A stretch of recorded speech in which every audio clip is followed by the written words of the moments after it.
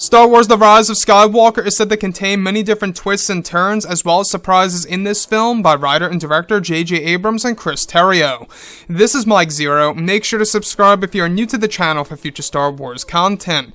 Now, what's really exciting about Episode 9 is that we do know that this film, at the end of the day, is going to be a revelation film. It's going to have all of these different reveals that's going to change how we view the past 8 Star Wars movies. Even Eunice Watama, the man who portrays Chewbacca in this movie, even hinted that, of course, that this entire movie is a I did not see this coming moment. And that really is a big, bold statement by that actor in Episode 9.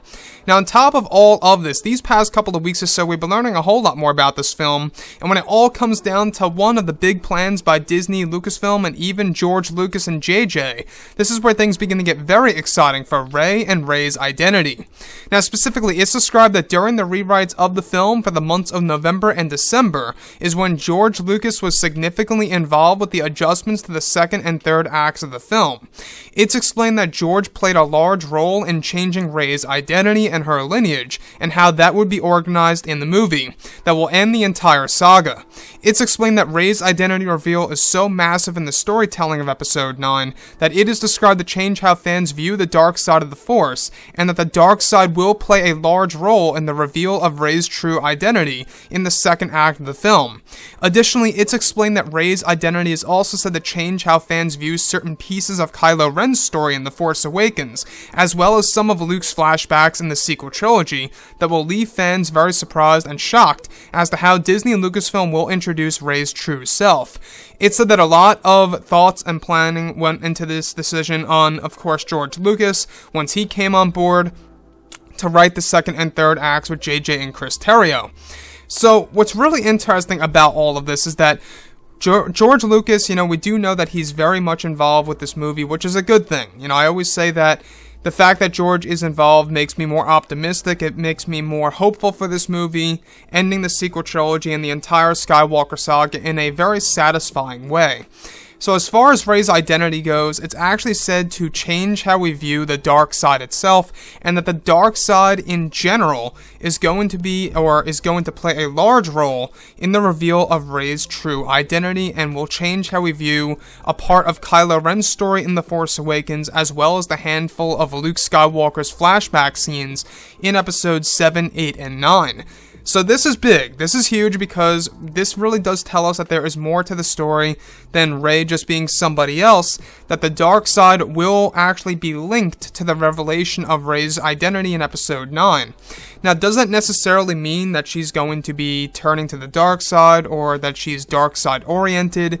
Maybe, maybe not. It could also allude to what we saw in the teaser trailer number 2 just a couple of days ago, where we do see that image of Rey with her double-bladed red lightsaber inside of that mysterious environment. So it could allude to that without a doubt, but moving on from that, it's said to change how we view Kylo Ren's story in The Force Awakens, as well as the flashbacks involving Luke Skywalker. Now, what does that necessarily mean? That means that those two characters are going to be connected to Rey's identity herself, and of course Rey's character prior to the events of The Force Awakens. So what I like about this is that we do know that George Lucas put a lot of thought and effort into the rewrites of Episode 9 for the second and third acts of this movie. In case you guys did not know, a lot of work went into the months of November and December of 2018, just late last year, in order to give the fans a different type of Star Wars movie that we would have never expected to see on the big screen. And that's exactly how they're promoting this film, with the Rey double-bladed lightsaber thing, the whole dark Rey thing, and of course, Palpatine's dialogue and everything around those lines, the return of the Empire. I mean, the list goes on. So, Rey's identity being that massive in the storytelling of Episode 9 is really going to be the central piece of the story, which could be a good or a bad thing depending on how it's going to be written and how it's going to be executed on the big screen. Of course, those are going to really matter by Disney and Lucasfilm, and how it's all going to be done, and how they're really going to market this film also plays a large role into how fans are really going to approach this movie, right? Of course, a lot of fans right now feel that the marketing of Episode 9 could really be a lot better, and I do agree with that. I feel like that the actual main trailer could have really been released instead of the second teaser trailer that was released over at, of course, D23 and, of course, Good Morning America.